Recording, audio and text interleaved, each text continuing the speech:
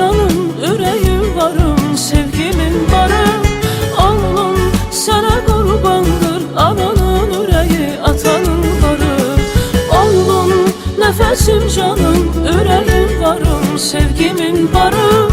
Oğlum sənə qurbandır, dövlətim varım.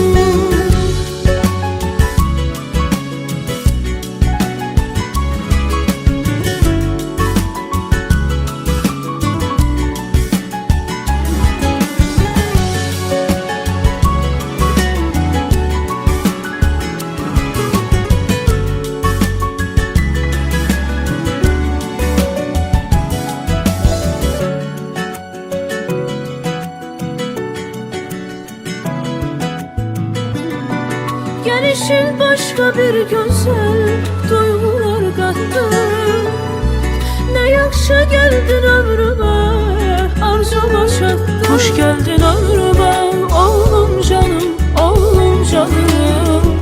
Gururla yaşat, yaşat adını. Bana göre en güzel hislerin tabi, elə sendedir. Gelişinle güzelliği kattın, ömrüne atanın alanı. Oğlum nefesim canım, ürəyim varım, sevgimin barı. Oğlum sana kurbandır, ananın ürəyi, atanın barı.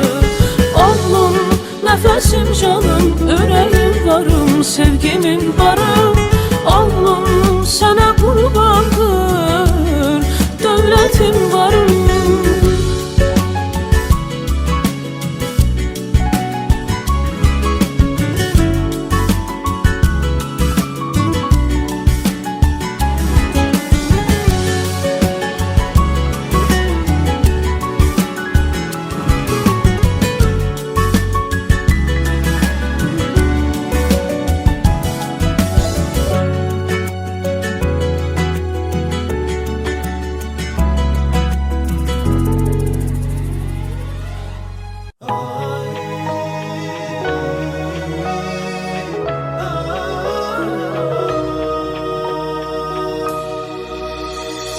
Can deyərəm hər bir sözünə, ana qurban olar özünə.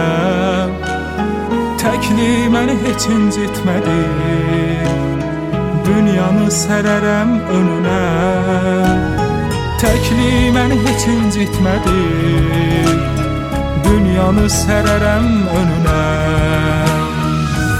Düşündüm təkəm neylərəm, susur dinmərəm. O ağlayar, xəstələnər, mənsə bilmərəm. O illər keçib, vaxt zaman yetib, anam mərd durub arxamda, gedənlər gedib. Düşündüm təkəm neylərəm, susur dinmərəm. O ağlayar, xəstələnər, mənsə bilmərəm. O illər keçib, vaxt zaman yetib, anam mərd durub arxamda, gedənlər gedib.